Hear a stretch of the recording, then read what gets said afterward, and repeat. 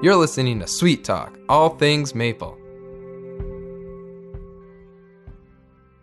Hello, welcome back to Sweet Talk. This is your host, Adam Wild, recording from the Cornell University Eline Maple Research Forest in the beautiful Adirondack Mountains. And joining me from the Cornell University campus in Ithaca is my colleague and co-host, Aaron Whiteman. Hi, Aaron. Hi, Adam. It's great to be back for another episode of Sweet Talk, all things maple. Yes, of course. And today we are discussing selling and marketing maple. Yeah, Adam, that's a really fitting topic. As some listeners may know, the 2024 Maple Crop Report came out last month, and it showed high maple production in both the US and Canada. Now, of course, not everyone had a banner year, and some of the warmer regions like Western New York and points south came up a bit short, but across the industry, production was up. Yeah, that's right, Aaron. But if anything, we know in the US, that is maybe an undercount of production, especially here in New York. So as a side note, listeners, please make sure you fill out your crop report each year. The data is confidential, but it's important information to show how large of an industry we are and how we compare against other agricultural commodities. So anyways, with all this maple syrup, now the real challenge begins of selling the syrup. Yes, definitely. With the bulk price of syrup in the US dropping the past couple of years, it's become increasingly important for maple producers to focus on ways to market their maple products themselves to make a profit. Yeah, and that can be challenging though, especially in areas that have higher density of maple production, but smaller populations of consumers. So sometimes it requires getting creative and thinking of producing different maple products, outside of just a traditional maple syrup. And I recently sat down with Scott St. Mary from St. Maple in Malone, New York, who has been doing just that. Yeah, and Scott is a sugar genius who's always thinking outside of the box with maple product development. So I'm really excited to hear your discussion. Today on Sweet Talk, I'm here with Scott St. Mary from St. Maple. Scott, thanks for coming on the show. Absolutely. To start off, can you briefly introduce yourself to our listeners and let me know about St. Maple? So we started about 15 years ago. My wife, Catherine, and our two boys started off with around 2,000 taps, and then we jumped up to 6,000 maybe 8 years ago. We specialized more in the confections end of the maple business and trying to incorporate new products to customers and teach customers how to use the maple products. What were some of your goals when you were getting started in maple production, or what were the reason? Why did you want to get into maple? So we started off, like I say, with around 2,000 taps. It was very outdated when we put the pipeline in. The gentleman that was helping us was set in his old ways, we'll say. So we were only making, say, 400 gallons off 2,000 taps. And trying to get the most money out of the syrup that we were getting off from the property, we started looking at different ways to do that. Our first thing was like maple cream. We started doing that. And of course, your return on maple cream is a lot better than just putting it into a barrel to ship it for bulk syrup. So our goal was to work on that end of not being like everybody else. We wanted to be different. Everybody can sell syrup, Everybody has syrup in the quart jar to sell. Not a lot of people have granulated sugar or make maple popcorn, maple ice cream, the different confections that we do. And it's kind of a knack to kind of perfecting your products to where you're happy with. So we were interested in kind of pushing that way. So it's a different approach than what some people started in doing maple. Did you grow up doing maple at all, or this was something you started in your adult life? We did it a little bit when we were in school. My father had some buckets and we had a little 55-gallon barrel with a pan on it, and we'd boil all day to make half-gallon syrup. That was pretty dark. Lots of good flavor though, I'm sure, right? Sure. Yeah, we did a little bit, not much. It was like maybe 100 buckets. But the older gentleman, he had made syrup in Canada for like 60 years, and he wanted to kind of pass it on. His family, they all had their own way they were going in different avenues per se. So he was kind of like my second grandfather, and he introduced us to the newer way, his newer way of doing it. And he always said that, there's an art to making syrup and then there's the new, scientific ways. So he kind of taught me the art of it, and I try to stay on that end of it.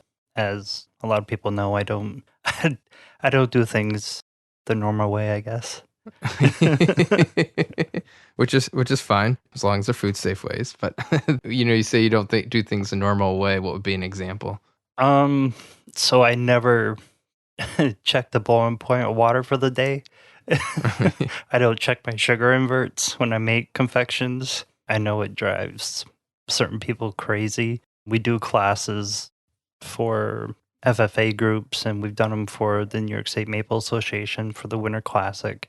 And, people are always like looking at you like I'm crazy because I never check what the boiling point of water is for that day or what the sugar inverts are. I boil the syrup, I kind of pay attention to it, and then I throw it in the mixer or throw it in the candy machine, and I make candy or I make sugar with it, whatever it be. And they're like, you didn't check nothing. It's like, sorry. Do you use a thermometer? Yeah, every now and then. Have you had batch failure often or at all? Or not per se batch failures. You never mess up maple. You always do something with it. Sometimes we'll have a little bit more like the white spots in the candies. So we make a maple popcorn. So the candies, I have the white spots. When I make the maple popcorn, instead of putting syrup in the pot with the rest of our recipe, I just use the candy because all of this is cooked down more syrup, so it's a little bit more concentrated. And the same way with like our granulated sugars. When I do the granulated sugars, we have bigger pieces that didn't break down, or when we sift it out, either we put them in our peanut butter machine to make our maple peanut butter, or I put them in the popcorn machine and we make our maple popcorn with it. So we don't have a lot of, failures per se. If something didn't go right, there's either a problem with the thermometer. Like we use the same one, but if you get a little bit of moisture in them, then it throws your temperatures off. But you do it enough that like the size of your bubbles when you're boiling, the smell, the sound of it. And I mean, how long it takes to boil a quart of syrup, to get it up to say sugar. Well, you do it long enough, you look at it and like that should have been sugar, 5 minutes ago, 10 minutes ago. So you grab their thermometer and check, and yeah, you're over. Like I do sugar usually around 255 degrees. Well, you can make sugar up to 265, 270. Just turn your speed down on your mixer when you do it. Just little things you learn to do to still be in the art of making the product. You know what I mean? Yeah. Sometimes I feel people worry too much about specific numbers. I can make sugar from 265 to 275, I guarantee it. Yeah. So you don't make mistakes, you just make different products. I make mistakes all the time. I just make sure I can cover it some way. Yeah. That you don't lose the product, you use it for something. Absolutely. And that's one of the best things about maple syrup is you're not going to ruin it where you can't do something with it. There's always something to do with maple syrup. You can turn it into anything. It's endless what you can do with it. Yeah. Talking about, perfecting that art. How did you get started in that piece of making candies and creams and sugars? That something you just practiced on your own? Did you take classes? Or so the maple cream, we went to a open house for Le Pierre, I believe, in Swanton, Vermont. I can't remember the gentleman's name. He owned a restaurant there in Swanton, and it was the first time I had seen the gear style cream machine. I mean, we're talking maybe 15 years ago now. And he put the cream in, and within I think it was 5 minutes, he was pulling cream out of that machine. I'm like, oh my gosh, that is amazing. Like I've seen paddle style machines, and you sit there and you watch it go in circles and that'll make yourself dizzy. And it's like, I want one of those. So that was actually the first piece of equipment we bought for confection was a cream machine. And we started doing, 15, 20 pound batches. And now we're doing 120 pound batches when we do a batch because we go through so much of it. But we use a lot. We have our own maple food trailer, of course, and we use a lot of our products in the food trailer to incorporate what we make for dishes to hand out to customers. So we use a lot of cream on there also. Yeah, I'll get back to the food trailer, but I just wanted to ask, what is your kind of percentage breakdown of Are you selling any bulk syrup in barrels versus retail of actual syrup in bottles? And then how much of your percentage of your crop is going towards kind of value added products? Bulk syrup is probably, as much as I hate to say, probably still half of what our crop is. And then between the other half that's left, probably 2/3 of that is in confections, and the other third is in like quarts or pints, half gallons. I really don't concentrate on selling in quart jugs, pints, half gallons, whatever. We have them there for customers. We do, sell them, but I concentrate more on the confections end. Yeah, I mean that's quite a bit. Going to confections more than I would think most maple producers are doing. I think so too, but that's what we aim for. That's what we concentrate on. I honestly wish we didn't ship any of it in a stainless steel barrel. I would like to keep all of it and have everything, either go out our retail, room or out our food trailer. Maybe someday. You're getting there. We're getting there. We've mentioned a few of the different products, obviously the candies, cream, sugar, and you've mentioned popcorn, but can you give a quick rundown of some of the different other products that you're making? Because you are making some different products outside of those traditional maple confections of candies and creams. Yeah, we do our own maple peanut butter. So we buy pre-roasted whole peanuts. We have a peanut butter machine. And then we do a cinnamon maple peanut butter with it also. And then we have, sometimes it's the simplest things that people want, as a cinnamon maple sugar in a shaker. When somebody first told me that, I'm like, anybody can do that. Well, the problem is hardly anybody does that. For the amount of people that want it, I guess I should be saying. So we do that. And then they started off as rubs, and then they turn into pretty much an all-around spice. So we do a sweet pepper garlic, sweet with heat, a sweet and smoky, Cajun, a maple mustard. And then we buy like the hard candies, so we'd have that on the shelf also for just a resale, the maple taffy. We do the maple popcorn, and then for like different holidays, we'll do the maple popcorn with like a white chocolate drizzle on top. And then, put like Shamrock shakes on it, or Lucky Charms marshmallows for kids for the Easter time. There's a lot of different things that we do.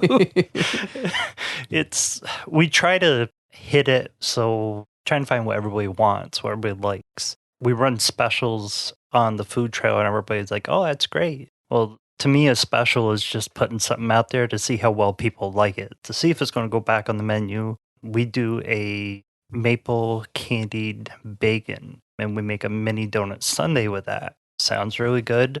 And then we work with Sweeter Creations out of St. Lawrence County. So Mike Kenny does a aged bourbon barrel syrup.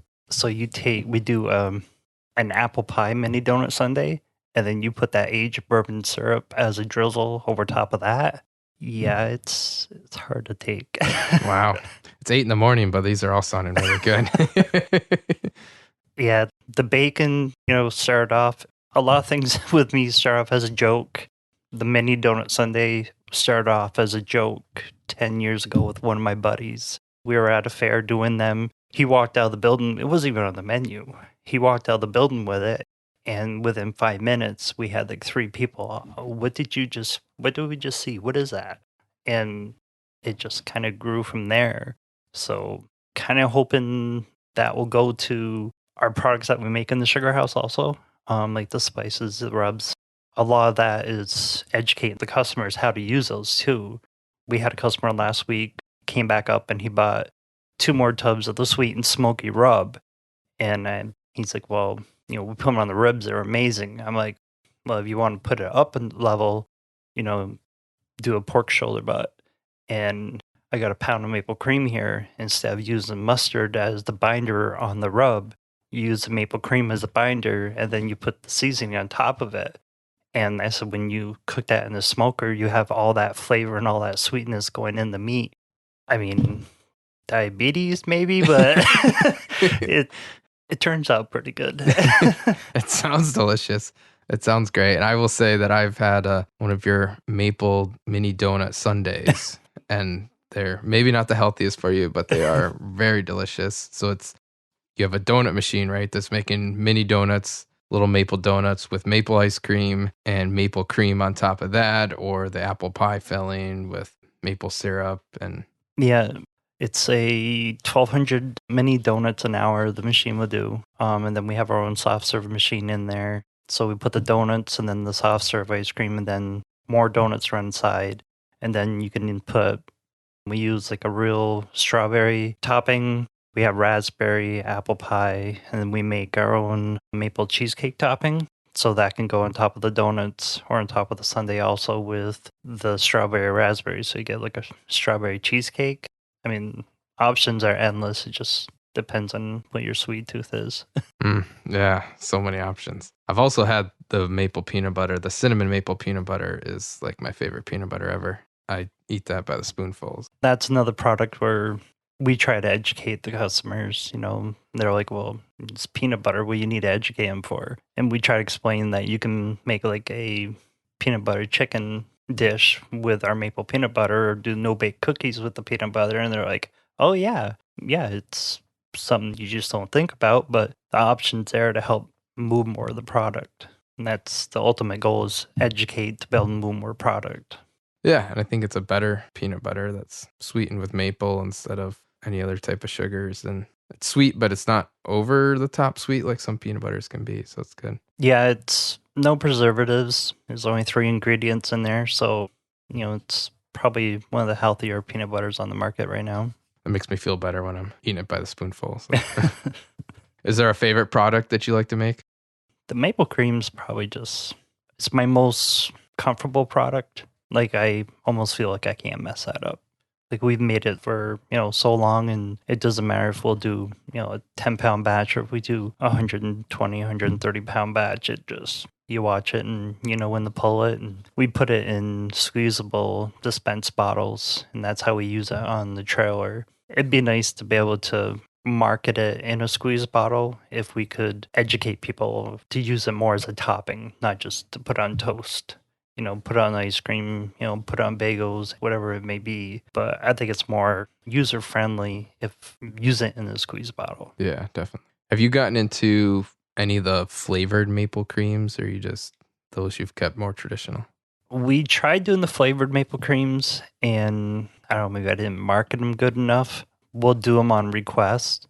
The holidays, usually we'll put it out like on our social media. We can do, the strawberry, the peppermint, the gingerbread, try to advertise it as a more natural topping to like sugar cookies or to cinnamon rolls. But you can flavor the maple creams to your taste, I guess. But we've done it. The same with the flavored syrups. We've done, 5 or 6 different flavors of syrups, and for the amount of work that goes into them and for the amount we sell, they're not a big mover for us. Yeah, okay. It's an extra step that may not pay off. Right. Our bourbon syrup, we make an aged vanilla bourbon syrup, and we sell a little bit of it, not enough where I'm happy to do the extra work. But we make like candied jalapenos with our bourbon syrup, or we'll make a buffalo sauce with our bourbon syrup, and then we'll use that for something else. So we try to incorporate all of our products into a lot of different things. Not sure if it makes sense when I try to explain like that. Yeah, no, I think it does. Yeah, it's more than just selling just this flavored syrup, but then you're then using that flavored syrup to make other things. Right. We did a pumpkin spice maple syrup, and we were trying to push that off as a, per se, all natural coffee sweetener / flavor. Some people kind of caught on with it, but we did an apple pie one too, and that was probably our better seller. But like I say, for the time and extra effort is to do it, we have enough going on in the sugar house. It sounds like it, yeah. That's all right. I'm not offended. I'm not a pumpkin spice person, so I would never guess that. Yeah, pumpkin spice is not for me. So you've mentioned the food trailer. You've purchased a food trailer last year, and you're obviously selling the maple donuts and sundaes and ice cream, and you're going around different festivals and fairs with that, right? Or what are kind of the events that you take the trailer to? Everything from weddings. I wouldn't say cater weddings. We set up at the wedding, and we're the dessert end of the wedding. People come out of the venue and they get what they want off the menu. So it's not like we take our equipment into venues and we set up. We're still set up as, a food trailer per se. But we do fairs, quite a few festivals, fireman field days. We've been doing jamborees for people. 4th of July, there's a lot of events going there. School fundraisers, employee appreciation days. We've done quite a few of those. So yeah, pretty much everywhere. Yeah, that's a lot. And I'm sure it keeps you very busy. Yeah, it's definitely gone a totally different route than I thought it would. We bought the food trailer to do like 4 or 5 main events throughout the year. And like this week, Friday, we've got 2 separate events about an hour away from each other. And then Saturday, we have Almanzo Wilder Farm. We'll be set up all day there for their event. And then we're doing a Jamboree Sunday. So we're doing 4 events in 3 days. 3 days, which is what you expected to do in 1 year. I think my wife loves me. You think. That's a think, right? I think. But she goes with you, right? For most of them? Yeah, she's a very big help in there. And then both my boys, they work the food trailer, so they're getting educated pretty quick in there. Customer relations per se, and how to deal with the public and how to deal with the health department. So I think it's a good education for them. They're teenagers, so it's always good to give them real life experiences, and there's not much more than the health department coming in than that can be for real life experience. Yeah, for sure. Yeah, my sister-in-law helps out quite a bit, so it's pretty much 2 or 3 of us in there at all times when we run an event. Yeah, it's family activity. Yeah. What was your motivation for kind of getting the food trailer besides just doing 4 or 5 events? Why did you want to do those? So it's kind of like the donut machine when we first bought it. I wanted to buy a donut machine so customers would taste the maple cream on the donuts, the maple sugar on the donuts, try to introduce them to maple products that they normally wouldn't try. It's almost like there's a big generation gap of people that love maple syrup and then the ones that wanted Aunt Jemima's. So I kind of wanted to try to push it as much as I could, but in a sneaky way, kind of, here's a donut, and then, I got maple cream on it. What is that? Which it does work to a certain extent. We do have people come back and they're like, oh, I want that. This was just a next level of that. So we went from doing, I think, like 1,400 donuts a year, roughly, when we first bought the machine, to having the food trailer, and we'll do over 100,000 donuts this year easily. Wow, it's a lot of donuts. Yeah, I think last week we were already like at 56,000 donuts for this season. But, it's, donuts and ice cream. Ooh. So then you throw as much maple as you can to, people are like, oh, I don't like maple. And then you're like, well, here. And we give out samples. I'm not one of those guys where I'm going to worry about losing a little bit. Here's a sample. We had a lady, they were at our trailer and she's like, I don't like maple. I don't like maple ice cream. And we're like, well, it's not over the top. And to me, you have a maple flavor, yes, but maple is a sweetener. Everybody wants to push that maple flavor, but you got to realize that you don't get the flavor with, every quart of syrup you make. It's all different. So trying to educate them that it's as a sweetener. So we make a maple root beer float. And that lady like, well, I know I like floats. I'll get a float. And we've known this lady for quite a few years. She used to work with my wife. She retired. About 20 minutes later, she came back out. She goes, is that going on your menu? Because that is amazing. This is a lady that said she hated maple ice cream. And here, try this. So those are the wins for us. Overpowering maple syrup that shouldn't be put in the jug. Blended syrups that go into a jug, I think, hurt us. You need to have that quality product there. So yeah, I would agree. And I mean, if anybody tries one of those donuts, they usually want 10 more. At least I do. So it's an easy. And I like that idea that I think it's hard for some consumers to sometimes make that connection of like, well, this cream is good, but what do I do with it? Or this maple sugar looks cute in a bottle, but what do I actually use that sugar for? Hmm. So having those different products that people can see what it's used for, I think is great. Yeah, we also have, I call it our sugar house menu, where it was ideally to go in the food trailer with this. So we do like a loaded tater tots. It's a loaded tater tot chicken poutine. We toss the tater tots in our sweet and smoky rub, and then we use our aged vanilla bourbon buffalo sauce as the topping. So the products that we sell, you get that into a dish, and they're like, what we have sold of that, we have a really good response, but we just, when we get busy with the food trailer, there's no way we could do our sugar house menu and our dessert menu in the same place. So you're thinking about getting a second trailer? I've mentioned that, and the wife said something about 2 trailers and a divorce and 2 wives. I don't know what she meant, but that like is no longer there anymore, right? I don't blame her. That sounds a lot. I guess a good question to bring up for you is that you're also working full-time, a 40-hour a week job or more, some weeks probably, and plus, raising 2 boys and having a family life and doing the sugaring, plus having all these confections in the maple trailer. I guess how do you balance all of that? usually when somebody asks what I'm doing, I say circles. I don't know, it's do what makes you happy. I like to stay busy. I go on vacation a couple times a year. I enjoy my vacations, but I like to stay busy. I don't like sitting down doing nothing. I do work a full-time job. My wife has a full-time job. So when we're in the sugar house, I'm making confections.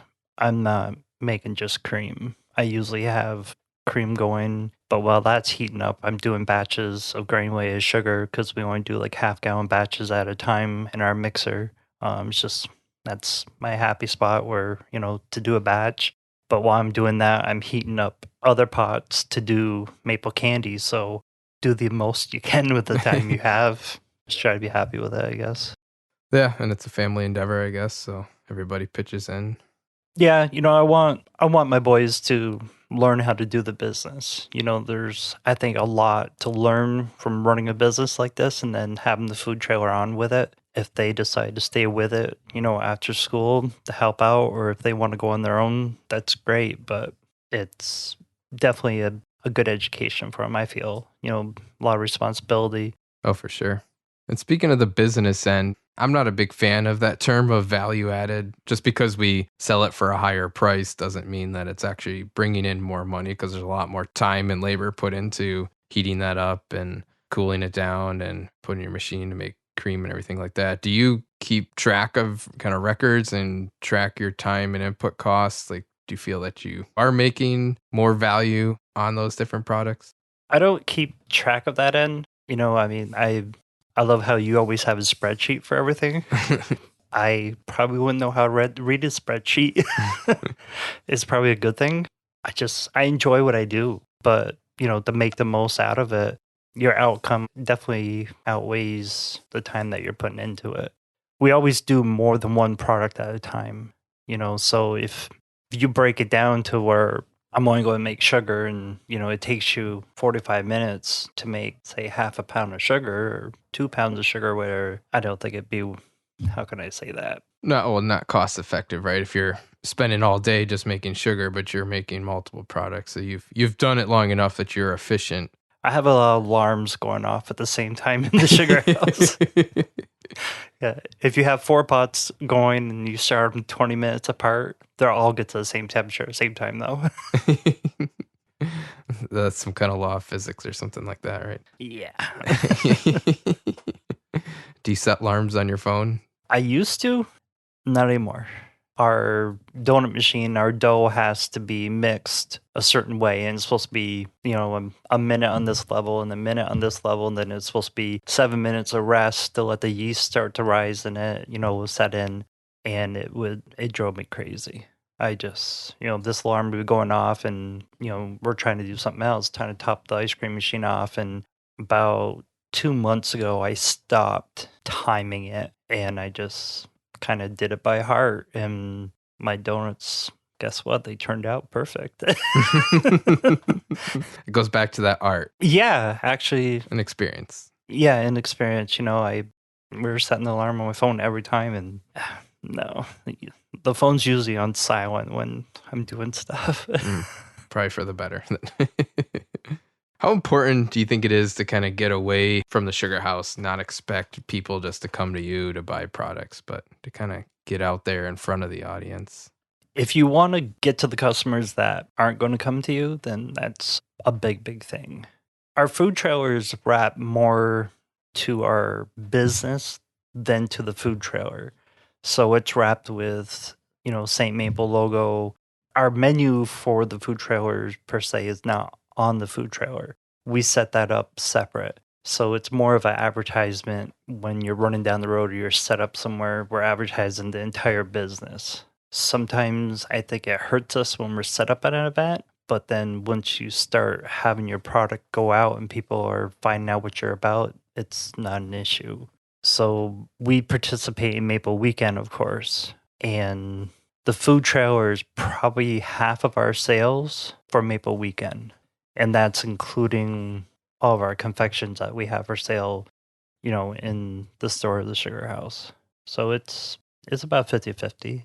Okay. How far of a is your reach kind of with your food trailer? How far? What's the radius from your sugar house? How far are you driving? We're in Malone, New York, of course. We'll go all the way down to Lake George. We go all the way out to like Rouse's Point, Plattsburgh, head in St. Lawrence County a little bit. Next year, we hope to go down to the Syracuse State Fairgrounds to participate in the Food Wars. There's not a maple vendor, and there's not really a lot of dessert vendors down there for that event. So we're looking forward to going down there for that. They have it at the end of sugar season, so that might be a little interesting for us. Those trees don't need pulled right away, right? Well, we run kind of the same as you do with the thermals and stuff, and Yeah. we've made syrup the first week of May before. It wasn't table syrup, but it was syrup. Yep. Yeah. So we'll travel, say, 100 miles from home. Yeah, but the majority of it's probably within 30 miles. Is that correct? Or 50 miles maybe? Majority, I must say, is probably 60 miles. Yeah, okay. We do quite a few events, like for Potsdam in Plattsburgh. We have one customer, they have 3 different businesses, one in Malone, one in Saranac Lake, one in Plattsburgh, and we do employee appreciation for all 3 of their locations. So we get around. Yeah, it sounds like it. So, which is another piece to add into that, going to different events, especially when you got 2 in a day and the travel between. Yeah, those are quick days. Yep. Yeah. And then you have the learning curve of, what to bring for supplies, and, you never want to run out. That was one of my things when, we first bought the food trailers. I told the wife, I'm like, we're not going to run out of a product. If somebody comes up to the window and wants something, we're going to have it. We used to go to events and you go up and they're like, we want a pulled pork mac and cheese. And they're like, oh, we're sold out. No, I don't want to be that guy. So we found ways to be able to carry more than enough for 99% of our events, which I think is one up on the competition that's beside us. But that was another thing, is nobody else does what we do either.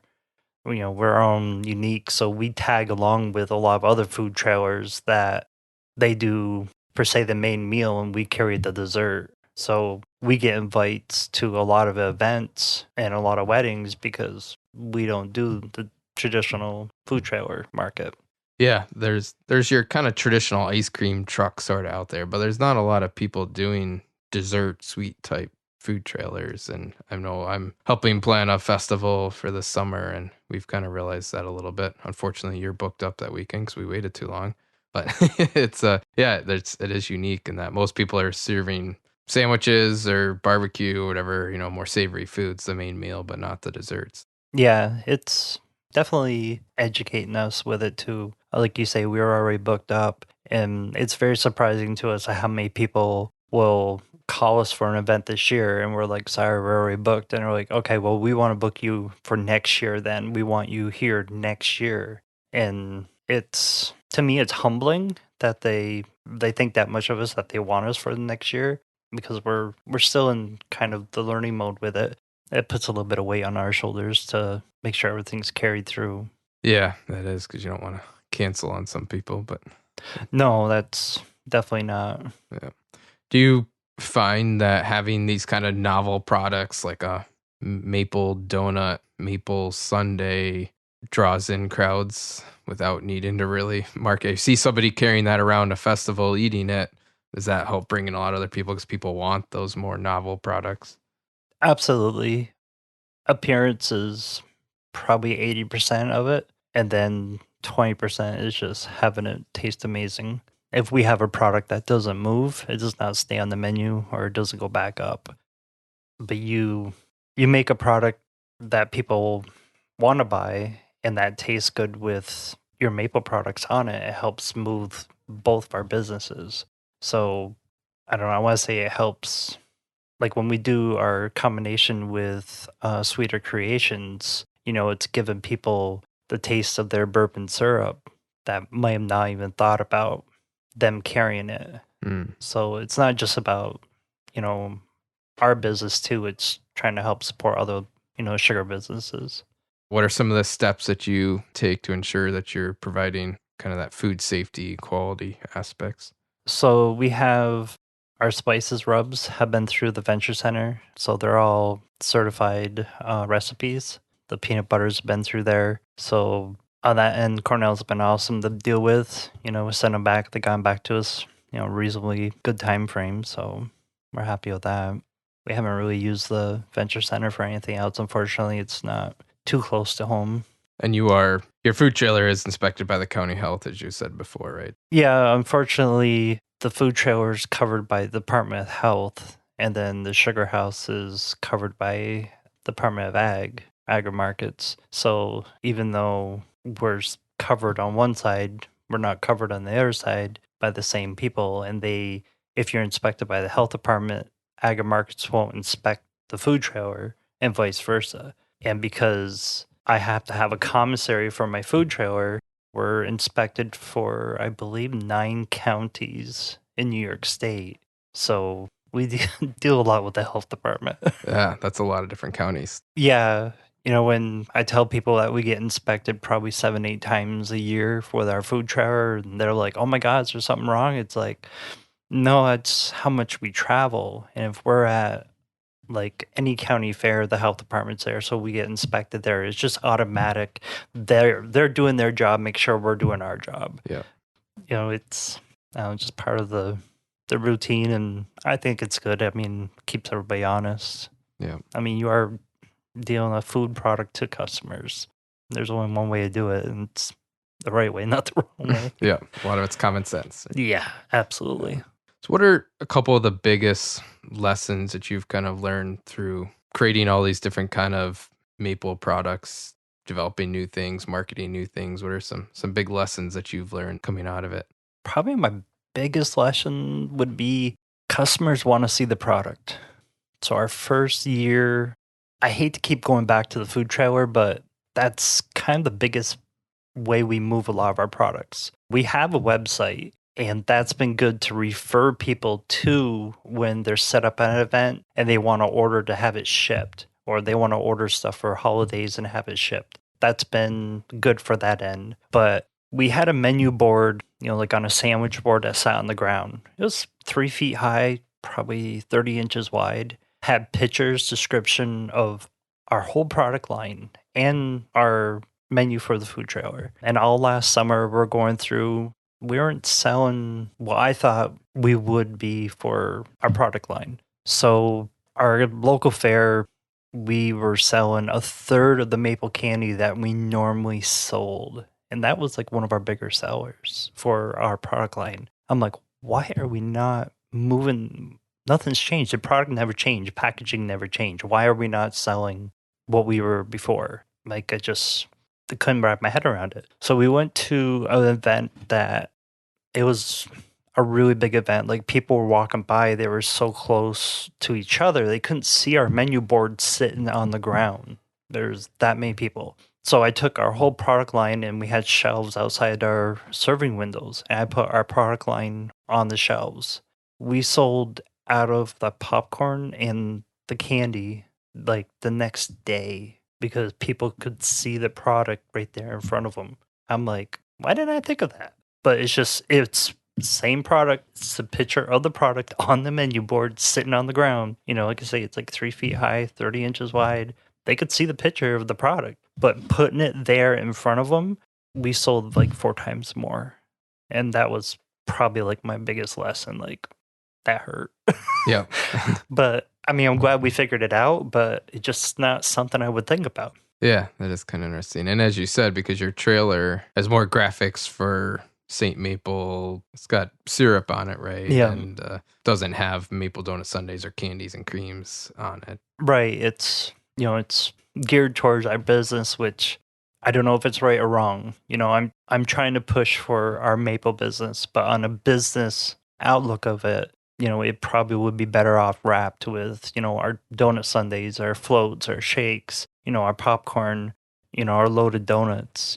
That stuff should be on the outside of the trailer, but trying to do the best in two worlds. Yeah, it's tough. And I guess it keeps it generic so that allows you to have, different products. If you've got a picture of a milkshake on there, but you show up to an event and you don't want to do milkshakes at that event, then people might be upset, right? Yeah, that's how the root beer floats started.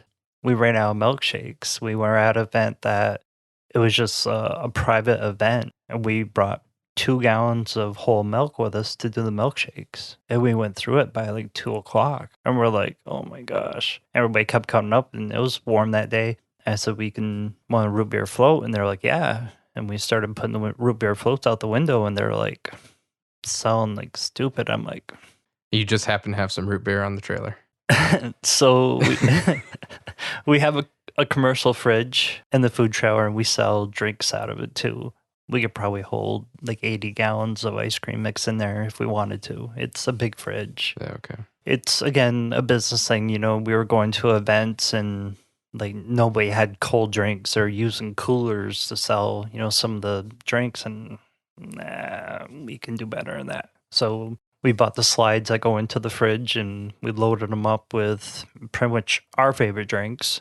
And we don't make a lot on the drinks, but it helps. And we also take cards at the food trailer, which some food trailers will not take cards. So that's another, being different helps in the long run. Yeah. Be able to have Wi-Fi in our food trailer wherever we go, just doing that extra step that maybe somebody else doesn't want to do. Instead of, putting it in the barrel and shipping it, we go that extra step. Yeah. No, that makes sense. I mean, you got to keep the customers, happy, but also being able to have products that they're interested in, and being able to pay for them is important as well, where a lot of people don't carry cash. So no, our card sales are right now are probably a third of what our sales are. So it's amazing how many people unfortunately don't carry cash anymore. yeah. It wouldn't surprise me if it was over half a lot of times. It's kind of the way our world is right now. Well, Scott, I appreciate you taking time out of your busy schedule to sit down and kind of talk about the things that you've gone through and lessons you've learned. It's a very interesting path that you've taken in the maple world, and kind of carving your own way of making these different products. So thank you for being here. Well, thank you for having me. Great. Have a great day. You too.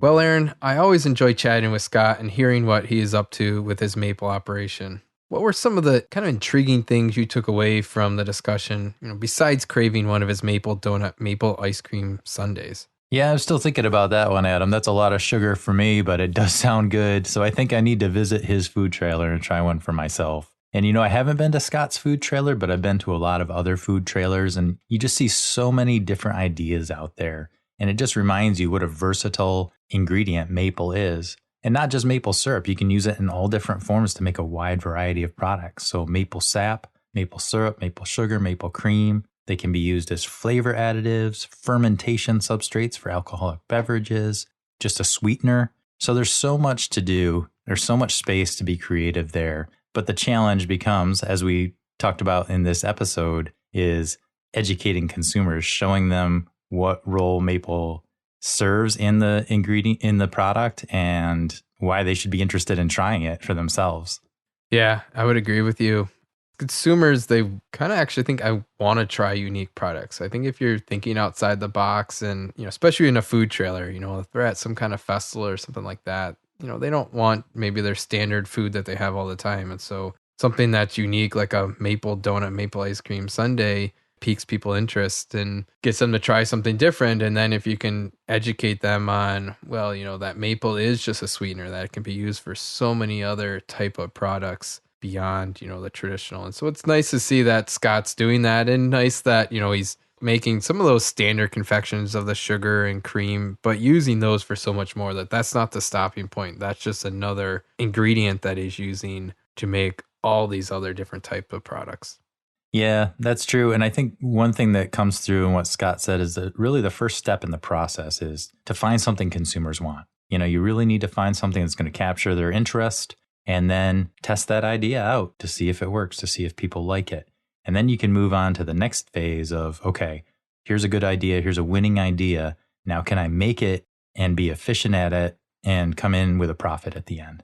Yeah, I mean, that's certainly important, right? Is to be profitable. We can do it and we can be having fun, but we want to make sure they're providing something that, you can actually at least break even or bring in some profit. And I think Scott kind of demonstrated that, when you're first making maple cream or maple sugar, other things, you may not be the most efficient at doing that, but over time, you build that kind of art and can be doing multiple things at once while your syrup's heating up to get ready to make sugar or cream. So that efficiency, I think, is important. And, one thing that I was talking with Scott kind of after the interview was I think about trying different things as well and seeing if they're working from a profitability standpoint. And if consumers don't want it, then you need to move on. So he had a rule of try it 3 times at 3 different events. And if this isn't working, consumers don't want it, or you're not making a profit, then you need to scrap that and try something different. Yeah, that's a great idea. And that's also where good record keeping comes into play. So you really know your costs too. So you know that if you're selling enough to actually make a profit to make it worth your while.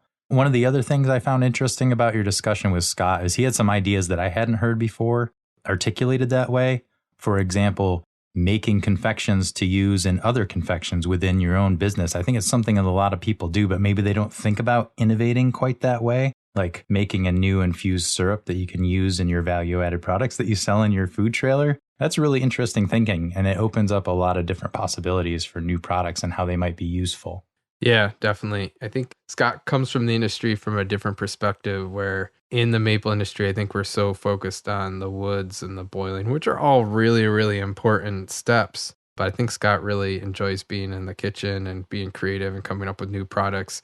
Yeah, I think a lot of maple producers, especially those interested in selling value-added products, would benefit from spending a little more time in the kitchen. It's something, I understand the feeling of not having a lot of drive to spend time in the kitchen. I'm not a kitchen person, but once I get in there and start experimenting, I find it really enjoyable. And I always learn a lot every time I experiment in the kitchen. So that's something that probably a lot of us could do a lot more of.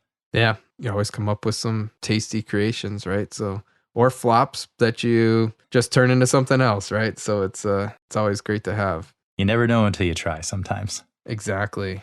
One other thing I found kind of interesting, this maple trailer is not just going to your traditional festivals or street fairs or have it just at Maple Weekend, and that he's going to all these different events of an employee appreciation day, different weddings where people are paying you to actually come in and basically cater the dessert for their wedding or party. So it's neat that he's thinking outside of the box with these different types of events also.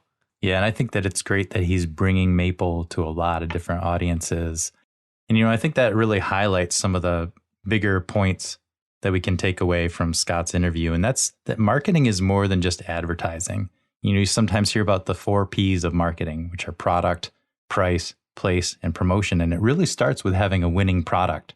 And then you move on from there to finding your price point, figure out where to sell it and how to promote it. So marketing is more than just advertising. And I think this interview with Scott really makes that point very well. There's so much more to it, and paying attention to those small details and what works for your operation is important, and thinking about how it all comes into play are all factors that are important for creating a successful maple operation. I agree.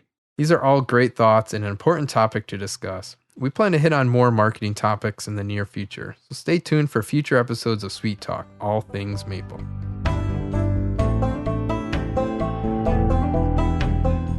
Thank you for joining us for Sweet Talk, all things maple with Aaron and Adam. Sweet Talk is produced by the Cornell Maple Program and is made possible with funding from the New York State Maple Producers Association and the USDA Agricultural Marketing Service. All music is obtained from Blue Dot Sessions. For more information on all things maple, visit cornellmaple.com. Have a sweet day.